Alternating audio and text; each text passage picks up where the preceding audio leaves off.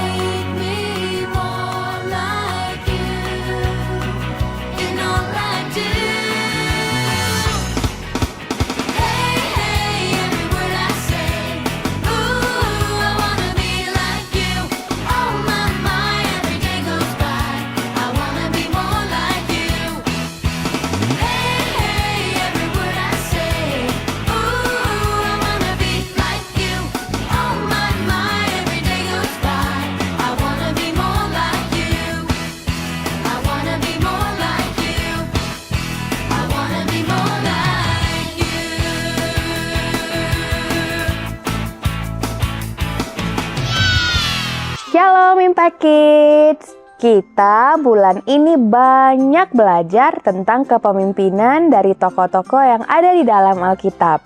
Nah, kisah firman Tuhan hari ini akan menunjukkan dua orang yang sama-sama memimpin, tapi mengarahkan bangsa Israel ke arah yang berbeda. Nah, sebelum kita mendengarkan cerita firman Tuhan, kita berdoa dahulu ya adik-adik. Kita lipat tangan kita tutup mata kita, mari kita berdoa. Bapa di surga, sebentar Tuhan kami akan mendengarkan firman Tuhan. Biarlah Tuhan yang hadir di tengah-tengah kami, biar kami boleh duduk dengan tenang, telinga kami boleh mendengarkan, serta kami boleh mengerti dan melakukan firman Tuhan dalam kehidupan kami. Terima kasih Tuhan Yesus, berfirmanlah Engkau, kami sudah siap. Dalam namamu kami sudah berdoa dan mengucap syukur. Amin.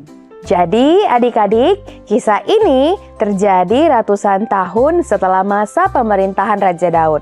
Saat itu bangsa Israel telah terpecah menjadi dua kerajaan, yaitu kerajaan Israel di sisi utara dan kerajaan Yehuda di sisi selatan.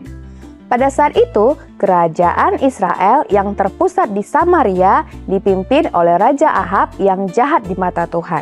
Bukan hanya tidak taat kepada Tuhan, ia menyembah Baal dan membangun mezbah serta kuil Baal di Samaria. Karena Ahab terlalu jahat dan sama sekali tidak mau mendengarkan Tuhan, Tuhan mengutus seorang nabi bernama Elia untuk menyampaikan pesan Tuhan, melakukan mujizat-mujizat, dan menyatakan kepada orang Israel bahwa Allah adalah Tuhan yang sejati. Pada suatu kali, Elia menantang Ahab dan ratusan nabi-nabi Baal di Gunung Karmel untuk membuktikan siapakah Allah yang sejati, apakah Tuhan orang Israel atau Baal. Nah, datanglah ratusan nabi-nabi Baal dan juga segenap bangsa Israel berkumpul di Gunung Karmel. Tantangannya ialah mereka harus mempersembahkan seekor lembu jantan di atas mezbah yang mereka bangun. Akan tetapi, mereka tidak boleh menaruh api sedikit pun di atas mezbah itu. Elia mempersilahkan para nabi Baal melakukan persembahan mereka terlebih dahulu. Mereka pun mengambil lembu yang telah disediakan, mengolahnya, dan memanggil nama Baal dari pagi sampai siang hari. Akan tetapi, tidak ada suara yang menjawabnya. Bahkan, saat para nabi Baal ini melukai diri mereka sampai bercucuran darah, tidak ada apapun yang terjadi. Tidak ada suara, jawaban, ataupun perhatian. Maka, majulah Elia melakukan gilirannya. Elia pun memperbaiki mezbah menggunakan 12 batu menurut jumlah suku keturunan Yakub. Setelah ia menyusun mezbah itu dan menaruh potongan lembu bagiannya di atas kayu api, Elia menyuruh orang-orang menyiram potongan daging dan juga mezbah itu dengan air. Ia menyuruh orang-orang melakukannya berkali-kali sampai 12 buyung air disiramkan di mezbah itu dan air mengalir di sekeliling mezbah itu. Kemudian, Nabi Elia memanggil nama Tuhan dan berkata, "Jawablah Tuhan, supaya rakyat ini tahu bahwa Engkau ya Tuhan adalah Allah." Dan hal yang luar biasa terjadi, Impact Kids. Tuhan langsung mengirim api dari langit dan membakar hangus kurban itu bersama kayu apinya, batu-batunya, tanah, dan setiap air yang membasahi semuanya. Ketika menyaksikan itu, langsung tersungkurlah segenap rakyat ke tanah untuk memuji Tuhan dan mengakui bahwa Tuhan adalah Allah yang sejati. Nah, dari kisah Elia dan Raja Ahab ini, kita bisa belajar bahwa kepemimpinan yang kudus dan dari Tuhan bukan hanya bertanggung jawab untuk menyelesaikan tugas ataupun masalah yang ada dengan baik. Akan tetapi, seorang pemimpin yang sejati haruslah bisa memimpin orang lain menuju kepada kebenaran. Raja Ahab adalah seorang pemimpin, tetapi ia tidak membawa bangsanya pada kebenaran sejati dalam Tuhan. Ia malah menyesatkan bangsanya lewat penyembahan Baal.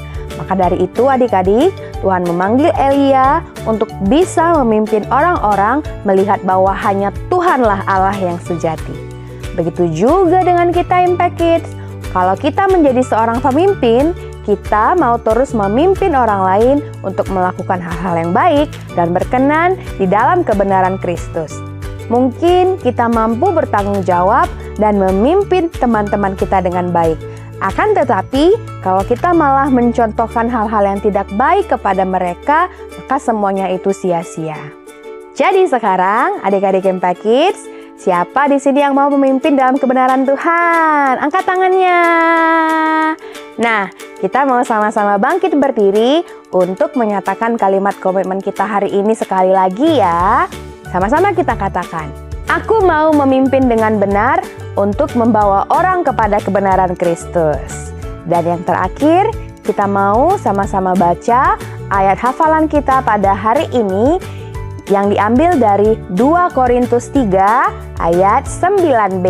Kita baca bersama ya. Betapa lebih mulianya lagi pelayanan yang memimpin kepada pembenaran. Amin. Mari kita berdoa. Terima kasih Bapa di surga untuk firman Tuhan. Pada minggu ini kami belajar banyak Tuhan dari pemimpin-pemimpin yang ada di Alkitab. Bahkan hari ini Tuhan kami belajar dari pemimpin sejati yang berasal daripada Tuhan. Biarlah Tuhan kami terus tumbuh Tuhan sesuai dengan firman Tuhan. Biarlah kami walaupun masih kecil, kami tetap bisa belajar menjadi pemimpin-pemimpin di tengah-tengah lingkungan kami. Tuhan Yesus, terima kasih Tuhan untuk firman hari ini. Biarlah kami boleh melakukannya di dalam kehidupan kami. Di dalam nama Tuhan Yesus, kami sudah berdoa. Amin.